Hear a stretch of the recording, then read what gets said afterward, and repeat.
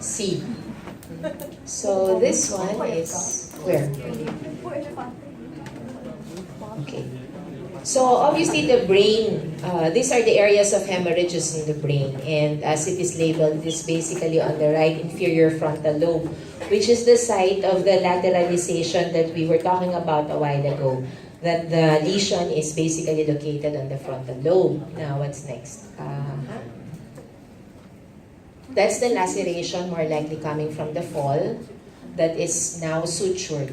Now, Dr. Pineda was saying that more likely there is a hematoma, which is usually perceived as a subcutaneous bulge. And as you can see, there's an area of bulge here. That's the sutured area of the laceration. So the laceration is quite big or quite lengthy. Ilang stitches din ito. Okay. Next is there.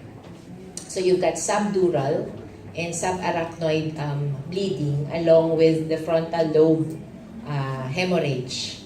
This is the portion of the circle of Willis, and that is the lumen of the vessel, which is actually showing you the occlusion of the arteries, secondary to atherosclerosis. Because you must remember that we're talking of a patient who is diagnosed to be chronic hypertensive, if I remember it right, diba? In my cramming. Okay. So the vessels are expected to be atherosclerotic. That is why we're having hemorrhage. This is an old clot, a classic picture of an old clot. Why? Because it appears black, formalin fixed already. And as you can see, there's a cavity here because in the brain, if you must remember, that's suppurative necrosis. So when the clot resorbs, you're expecting cavity to be present. And on autopsy, that is what you see. So this is a blood-filled cavity. Now, which is evident on sections. This is the area of hemorrhagic necrosis. That's your area of renal brain parenchyma. That's the area of massive hemorrhage. And then you have here the vessels that appears to be engorged as well. So the circle of Willis naturally showed you the occlusion. If you will note, that's the lumen. From here to there is the lumen. So this is basically the occlusion. My approximation here is around 30 to 40%. Significant is around 60 to 70% for most. But you must remember that this is a previous stroke patient, so meaning you've got previous injury. So, intraparenchymal hemorrhage, as I shown you a while ago, you have subdural, epidural, you have atherosclerosis of the vessels. So there's no ascites, no pleural effusion. The heart is on one loop normal. Okay, this is the normal myofibers of the heart. You've got calcific nodules, which will be secondary to the age of the patient. It's already 76, if I remember it right. Okay, so these are the heart vessels. Coronaries are expected to be atherosclerotic. When atherosclerotic hits you, or atherosclerosis hits you, it affects all vessels, particularly the major ones, like that of the brain and that of the heart, are the ones that are expected. Hypertrophy is expected. Why? Because you have a chronic obstructive hypertensive patient. Atherosclerosis, as I have said, degeneration is secondary to the aging process of your patient. Saka naman teacher dyan. Okay. Aorta, descending, thoracic, and abdominal. What do we have here? Plaques. Okay, these are complicated plaques. As you can see, the wall is supposed to be smooth. If I go back, this is normal. This side. That one is abnormal. Let's zoom in. That is supposed to be the lesion. You've got yellowish all over and reddish in between. That tells you that you're looking at a complicated plaque. Yun, okay, exacto. Complicated plaque, around 30 to 80% luminal obstruction. Now, the lungs is supposedly with emphysema. These are examples of breach in the walls. Let's see. Okay, meron emphysema with anthracosis of the lungs. Okay, stomach, let's move. You're supposed to have erosions clinically. Stomach, I think, is chronic non-specific. Okay, chronic non-specific inflammation. I hate this part, okay? I'm going to object. Once I come back in the office, I'm doing something about this. Okay, this is infarction.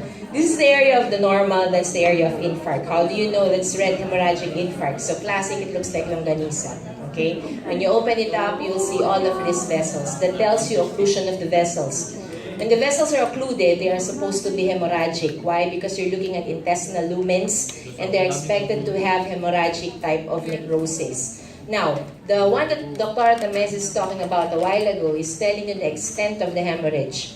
When you grade the hemorrhage, you are supposed to look at the mucosa up to the serosa, and then you will be able to appreciate whether it is up to the level of the mucosa muscularis in this case. That's why her term a while ago was mural infarction. Because as you can see here, the areas of hemorrhage are confined to the mural or to the muscle layer of your gastrointestinal tract. Okay? Transmural and intraluminal. Ba't ganun? Hindi siya ano. Pero balikan natin yung slide. Actually, sa tingin ko, transmural to. Pero ang final diagnosis niya kanina, mamaya makikita natin, is mural. Let me qualify that. When you say mural, it's only up to muscularis. When you say transmural, it's mucosa up to the serosa layer. Now, the atherosclerosis of the vessels, again, is expected. Okay? Luminal, this is marked narrowing.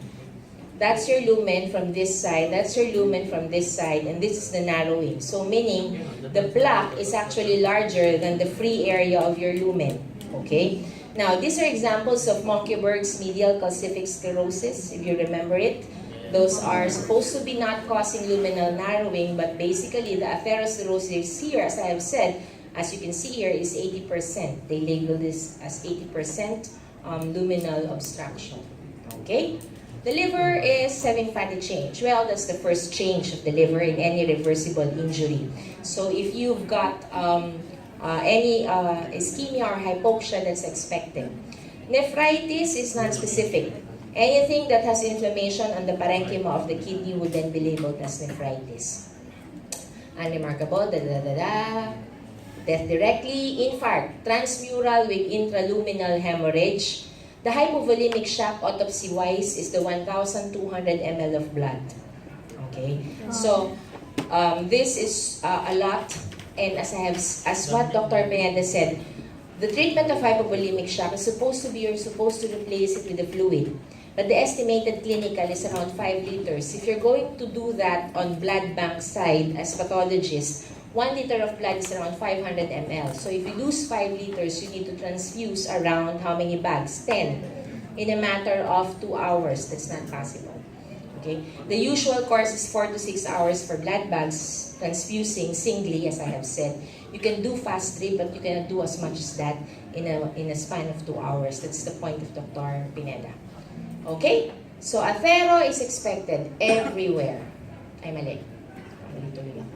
Dito, cerebral. Sabi ko, meron tayong parenchymal, which is secondary to the vessel problem. You've got subarachnoid. You've got subdural, which is secondary to the heat or the laceration that the patient took falling on the bed. So you've got hypertrophy, as I have said, that's expected because of his age.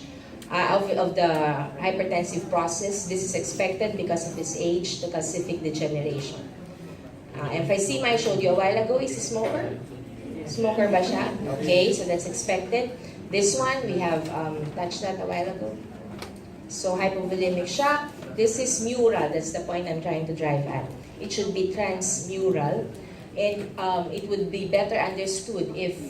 Kasi the point of Dr. Pineda is that it should present as pain. I think the basis of the hypovolemic shock is not more on the infarcted area, but more on the blood that was accumulated or that was retrieved during autopsy, which as it is written, is around 1.2 liters. Okay? And when you look at the bowel segments, basically when it was nung nakalatag, halos lahat ng segment niya has areas of infarction, which tells you that there's active bleeding on those sites, along with the bleeding that's actually happening on the brain of your patient. With that, he's dead, and we have to go.